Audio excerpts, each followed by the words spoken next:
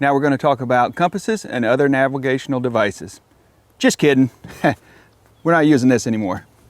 So now we're just going to talk about compasses. Let's walk through a few of them.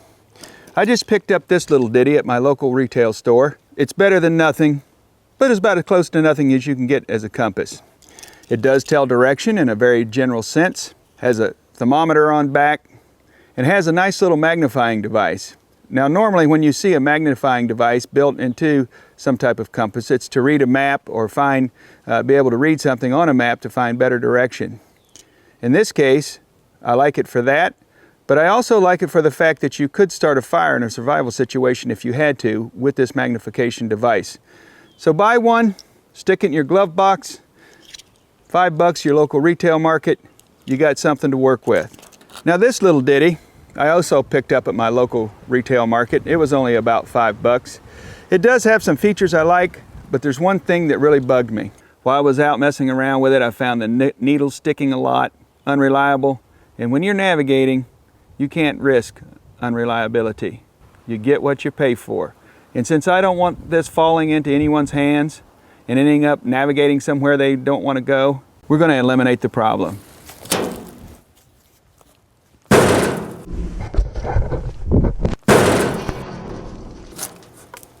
No more bad navigation from the cheap $5 compass. Another compass here made by Santu.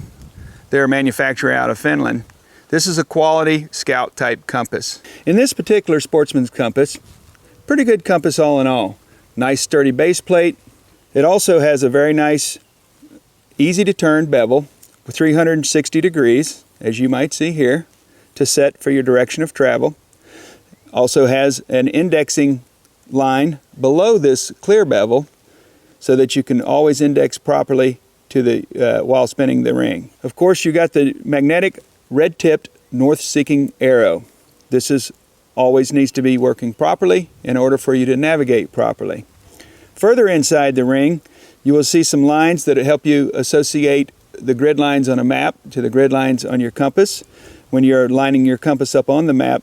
As you can see inside the capsule, it's clear. Within the bottom of the capsule, there are some red numbers. That's to adjust the magnetic declination as it relates to the ground of your compass. And the nice part about it is you can actually see through that all the way through. Those lines inside the capsule as well are there so that you can line those up properly on your map. If we were to pick a heading and we wanted to go east, the north-seeking arrow has an alignment register that's also clear through the compass that assists you when you're traveling in the actual direction of travel. All in all, nice features, very easy to use sport compass. So you can buy this little ditty from a lot of online retailers. You can buy it from the Santu website, you can buy it from Amazon. Look it up. They have a large variety of more expensive compasses and some that might even be a little less expensive. But this is a good, moderately priced compass. This is the one we're going to talk about today and drill down into the features of it. It's the old lensetic compass. It's the one I actually used during my military career. Very popular in the military. You'll see it a lot, and there's a good reason for that. It has a lot of things that are very useful because it's very durable compass and has a lot of the features that you'll need for land navigation. Thumb ring. We'll show you how to use that later. You'll see this nice strong lanyard here to secure it to your own body. It has a folding lid, very protective lid, hard aluminum case. Rear sight. This rear sight works in conjunction with the front lid, kind of like pistol sights when you're sighting through the indexing wire on the front. Also contains a number of luminous dots for night navigation on the dial. You might be able to see that this actual dial has a black set of numbers and a red set of numbers. We're going to be working with the red set of numbers because that is working with degrees. The outside set of numbers is what's known as mils. We won't be working with mils during this training.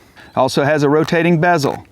This rotating bezel is used to help you preset an azimuth in your travels. You'll also notice on the side of the compass, it is broken down with a measuring device, which we're going to be operating on the UTM map. An important feature of this compass is the relationship of the locking dial to the rear sight. It also can get you in trouble if you're not careful. If you'll notice, the dial is free floating.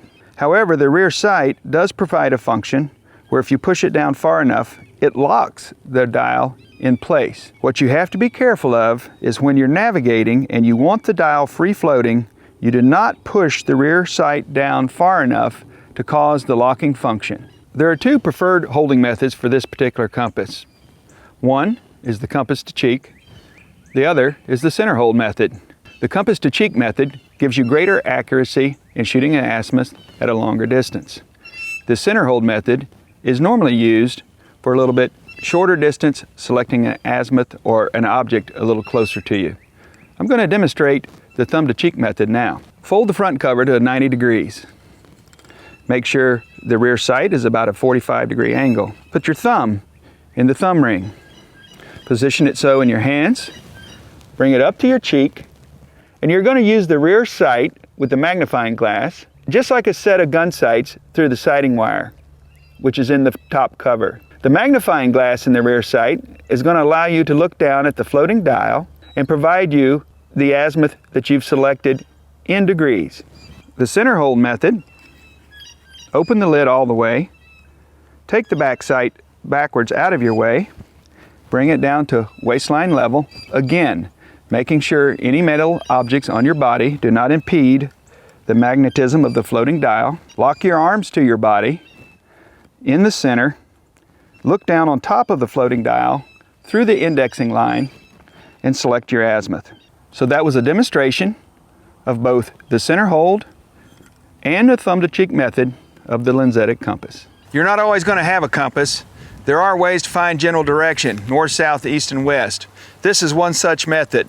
Basically, it's kind of like a sundial. We're going to put a long stick of any type. Nothing special about this. No type of special equipment needed. Grab a stick, stick it in the ground. Wherever it makes a shadow, put your first stick at the tip of that shadow. Then we'll come back later over time to place the second stick.